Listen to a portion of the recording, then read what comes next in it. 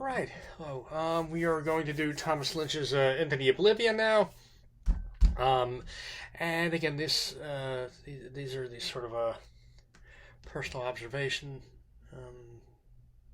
papers we're getting into now, and the readings will reflect that. Lynch is this actually I think comes from this book. I need to get better at remembering to do this before I start my. Here it is. Sorry, I gotta get better at doing that before I start my lectures. Anyway, there's the book there called The Undertaking Life Studies from the Dismal Trade, Thomas Lynch. Thomas Lynch was a poet who also happens to be and again, poets, almost none of them, maybe none at this point, but certainly very, very, very, very, very, very, very few can earn their living writing poetry. And most of them probably go to work in the academy, and they basically teach how to write poetry kind of classes and MFA programs and things like that. And a few, and the rest sort of have to earn their living, to earn a living to support their poetry.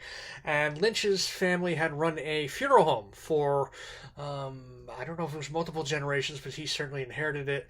And he's basically been a real funeral home director for most of his life, actually.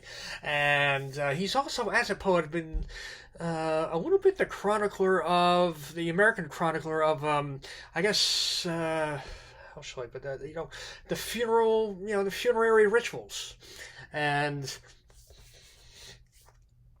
funeral rituals are one of those kind of a linchpin things that make human beings human beings. We've always buried our dead.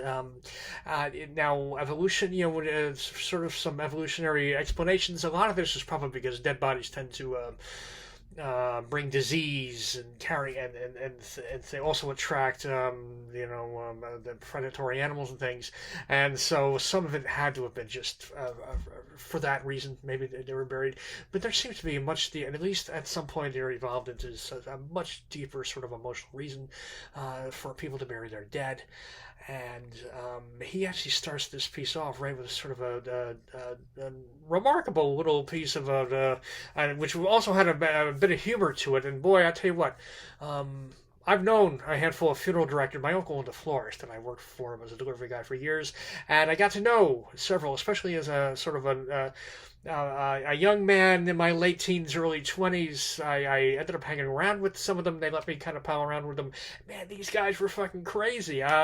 They were fun guys to hang out with, man. And but boy, they drank heavy. They womanized. And they would do crazy. I mean, if all of a sudden they'd be 50-something years old and doing cocaine and getting in trouble, getting divorced. I mean, they would get divorced 3 times, 5 times, and I mean, again, some of them were just. I mean, wild guy, and and again, everything they did, when it was, getting high or getting laid or getting, chasing sex like in reckless ways, was almost like this, living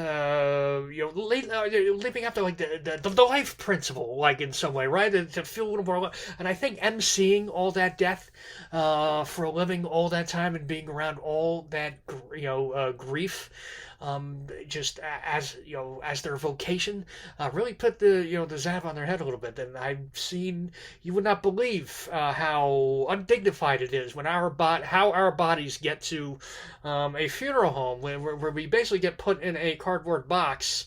I've seen this with my own eyes. I'm not making this up. A thick cardboard box, and with the sort of, the spray painted sort of stenciled letters that just say human remains on it. And I've seen bodies in these boxes, like all rigged, and I had a couple of them, this was totally illegal, by the way, had me decades ago, helping this old lady who was stiff as a board sort of get her onto the gurney, and all kinds of things. But I also saw some sad. Some of it was wild and funny. I also saw some really sad things in my time there, including children's funerals are rough, man. And I remember seeing I think it was a 10-year-old girl who drowned, and putting the flowers around the kid, and and I guess I might have been in my early 30s or something at that point, and boy, I tell you, this whole girl looked like she should have just sat up like she was in a Jack in the Box, sitting in that coffin, and I know, that took its toll on those guys. I tell you what, just staring at that little girl, took its. I remember getting kind of hammered, that night, and kind of not being able to, just sort of not being able to shake that out of my head. So. Um, it's something to be around, and it affects us to be around. None of us quite know how to deal with it.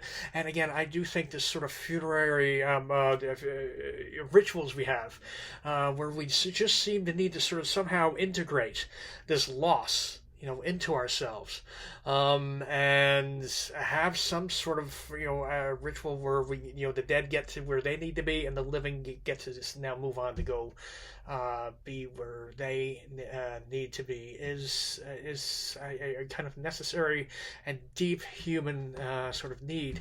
And again, Lynch starts off this piece with that great sort of opening with the woman who noticed her the woman who notices her dead husband, and she either kept him in the cave, which would have become a mausoleum, or she threw him or rolled him off the cliff and consigned him to the Oblivion, or scratched a hole and tipped him into it, which would have been the first grave. Right? He's sort of imagining how all these the origin points of all these things. Lynch then, but probably the real winner of this was that story he tells about the sister who came for her sister's ashes, and this woman who for whatever reason her children couldn't get there to get her ashes, so it was up to the sister, and